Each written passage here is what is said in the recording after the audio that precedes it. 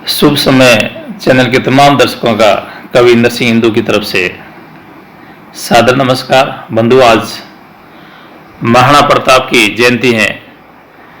हिंदू 100 सम्राट और जिसमें आत्म स्वाभिमान और देशभक्ति का जज्बा भरा हो, ऐसे महाराणा प्रताप को भला कौन भूल सकता है। महाराणा प्रताप के जीवन चरित्र पर बहुत से कवियों ने बहुत ही शानदार रचनाएं लिखी है, जो आज भी राजस्थान के प्रत्येक व्यक्ति के मानस पटल पर कई बार उनकी जिब्बों पर वो रचनाएं, जैसे कन्हैयालाल जी सेठिया के द्वारा लिखी गई अरे गासी रोटी ही जब बंद बिलाड़ो ले भाग्यो, तो बहुत ही रचनाएं महाराणा प्रताप को भारत देश ही नहीं, विदेशी लोग भी हैं वो अपना आदर्श मानते हैं और उनके जीवन चरित्र को पढ़ते हैं। कहा जाता है कि यूरोप के अंदर थर्मोपली का युद्ध, जिसके बारे में व्याख्यान किया जाता है कि बहुत ही भयंकर युद्ध हुआ था, परंतु जब वहां के इतिहासकार राजस्थान की भूमि पर आए, मरुधरा की भूमि को देखा, तो उन्होंने कहा कि यहाँ तो कदम कदम पर थर्मोपली भरा पड़ा है। तो राजस्थान की भूमि वास्तव में वीरों की भूमि रही है। मैं एक छोटा सा दृष्टांत, जिसमें अकबर के प्रधान सेनापति सवाई मान सिंह जी बांसवाड़ा साइड में 56 की पहाड़ियों के अंदर विजयश्री हासिल करते हुए अपने सैनिकों के साथ में वापस लौट रहे थे, और जब उदयपुर के अंदर महाराणा प्रताप को यह मालूम पड़ा, तो महाराणा ने उनके लिए भोजन की व्यवस्था, क्योंकि वो अतिथि के रूप में आ रहे थे, तो पिछोला की पहाड़ पर सैनिकों के लिए भोजन की व्यवस्था की गई। और उस भोजन व्यवस्था के अंदर, क्योंकि वो अतिथि थे, इसलिए पूरा मेवाड़ के जो सामंत भी थे, ठाकुर भी थे, सब उस व्यवस्था का मैनेजमेंट संभाल रहे थे। तो अब वो व्यवस्था किस प्रकार से हुई और किस प्रकार से एक घटना बनती, उसके बारे में देखिए। मैंने इसको अपनी पंक्तियों में पिरोने का असफल प्रयास किया है कि राणा कहो सुनो सैनिकों, अकबर के सैनिकों से विनय कर रहे हैं कि राणा कहो सुनो सैनिकों, भोजन है तैयार, सिसोदियारो आज करो आतिथ्य स्वीकार, सैनिका आतिथ्य स्वीकार। अब देखो, मेवाड़ के जो समस्त मेवाड़वासी है वो उस सैनिकों की आवभगत करे, मनवार करे, क्योंकि राजस्थान की परंपरा रही है, हम अतिथियों के लिए अपनी जान भी कुर्बान कर देते हैं।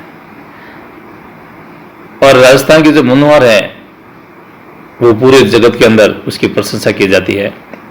तो कैसे मनवार की जा रही सैनिकों की मेवाड़ के बंधुओं के द्वारा कि मेवाड़ धरारो मानिको, मेवाड़ धरारो मानिको, करण लाग्यो मनुहार, मेवाड़ धरारो मानिको, करण लाग्यो मनुहार, अरियारी अब भगत करे, लुलुल करे रे जुहार, रे भाया लुलुल करे रे जुहार।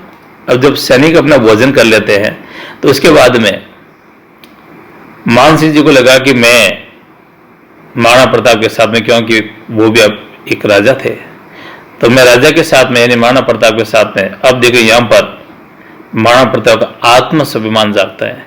परंतु उससे पहले मान सिंह जी के मन में जो विचार आते हैं कि मैं उनके साथ में भोजन करूंगा, देखिए पंक्ति आप कि मान सोचो हूं राजा हूं, मान सोचो हूं राजा हूं, प्रताप रे सरीख, मान सोचो हूं राजा हूं, प्रताप रे सरीख, बराबरी रे सागेई, जिमणरी हेली करे भाया, जिमणरी हेली।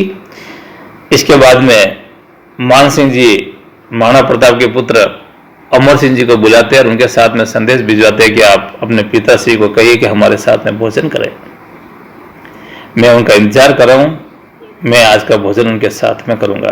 तो अमर सिंह के साथ में क्या संदेश भेजते हैं मान सिंह जी, देखिए कि मान भेजो संदेशड़ो, मान भेजो संदेशड़ो, अमर सागे परताप, मान भेजो संदेशड़ो, अमर सागे परताप, सागे भोजन करण सारू, आय पधारो आप राणा जी, आय पधारो आप।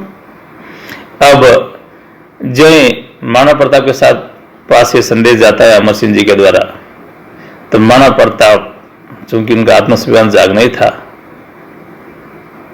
क्योंकि उनका जो रिश्ता था मान सिंह जी का अकबर के साथ में, क्योंकि मान सिंह जी के जो बुआ जी थे उनकी शादी अकबर के साथ में हुई थी, इसलिए रिश्ते में अकबर उनके फूफा जी लगते थे। तो अब देखिए महाराणा प्रताप उनका कैसा उत्तर देते हैं।